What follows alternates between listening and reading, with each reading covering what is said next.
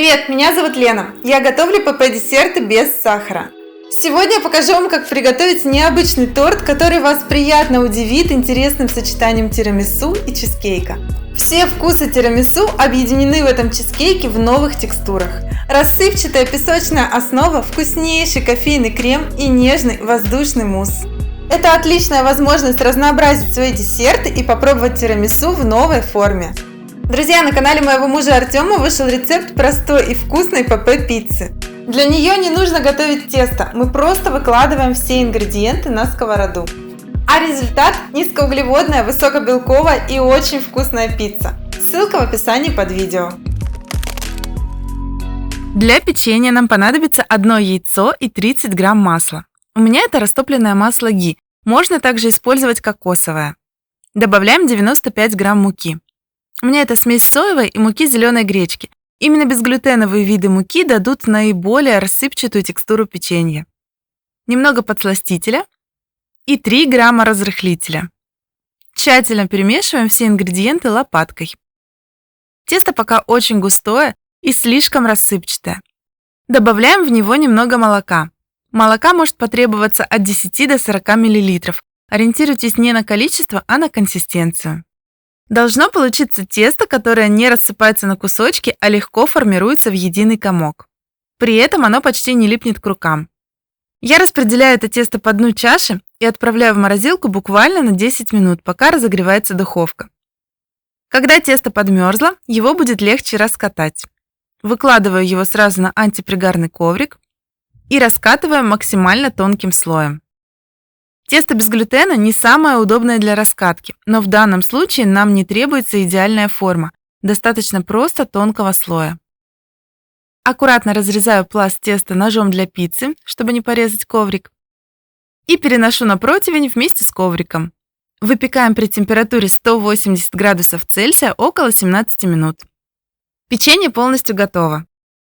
Оно хрустящее и рассыпчатое. В местах надреза печенье легко разламывается на кусочки. Чем тоньше было раскатано тесто, тем проще блендеру будет измельчать это печенье.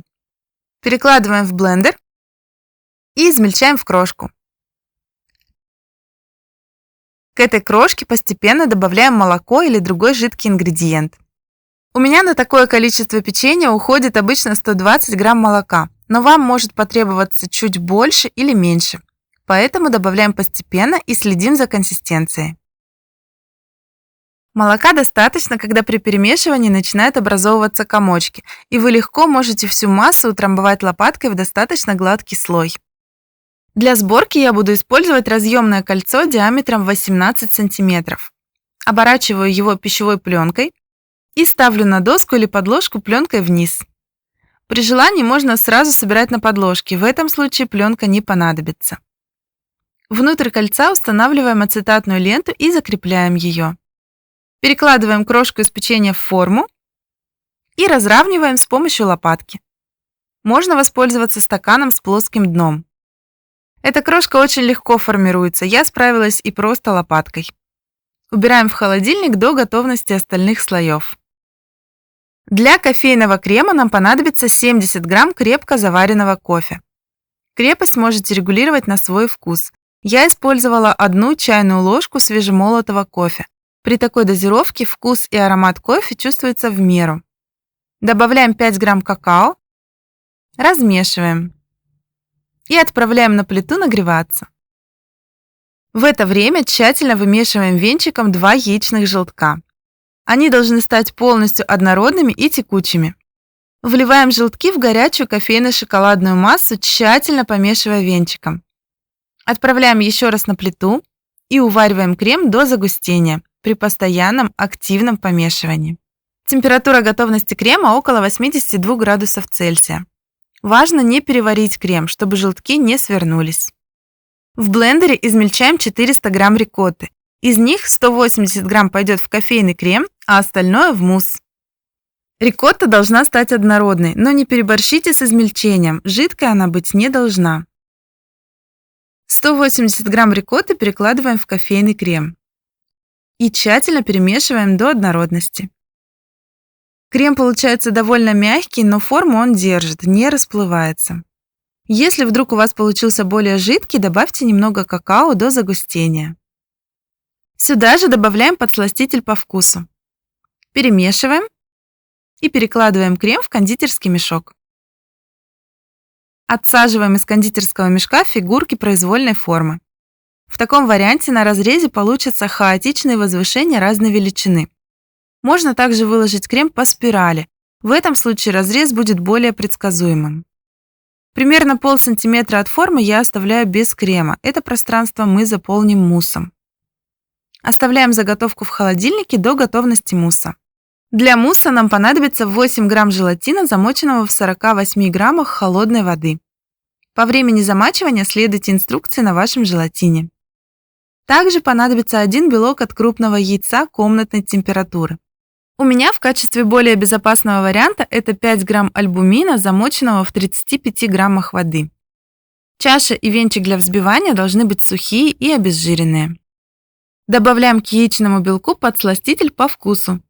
Также нам понадобится 220 грамм рикотты, измельченной блендером. К моменту взбивания белка она должна быть комнатной температуры, это важно. К рикотте можно добавить натуральный экстракт ванили, если он у вас есть. И заранее замоченный желатин к моменту взбивания прогрейте до полного растворения, он должен быть теплым. Приступаем к взбиванию яичного белка. Когда белок побелеет и на его поверхности начнут появляться мягкие пики, вливаем тонкой струйкой теплую желатиновую массу. При этом продолжаем взбивать. Температуры здесь важны, так как мы используем желатин.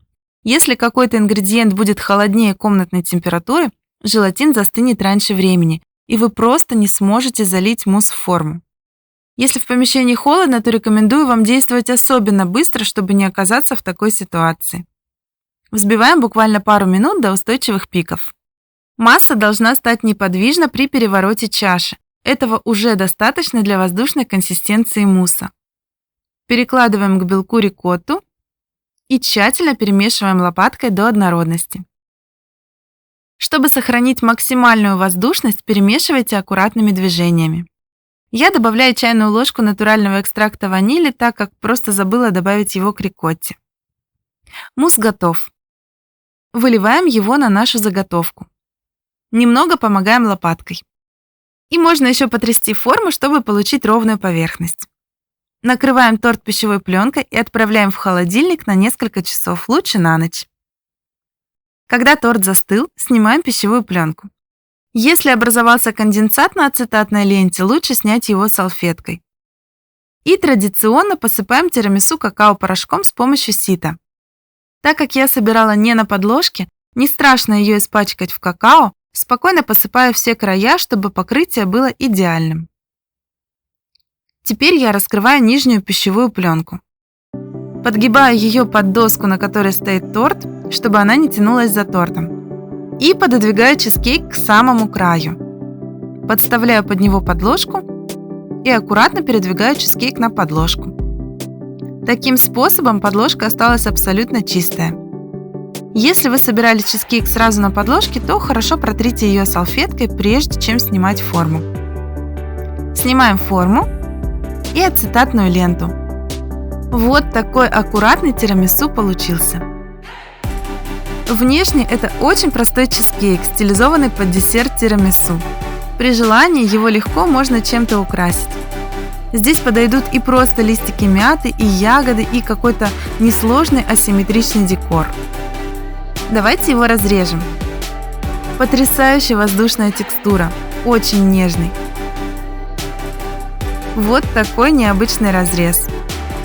Рассыпчатая песочная основа, вкуснейший кофейный крем и нежный воздушный мусс.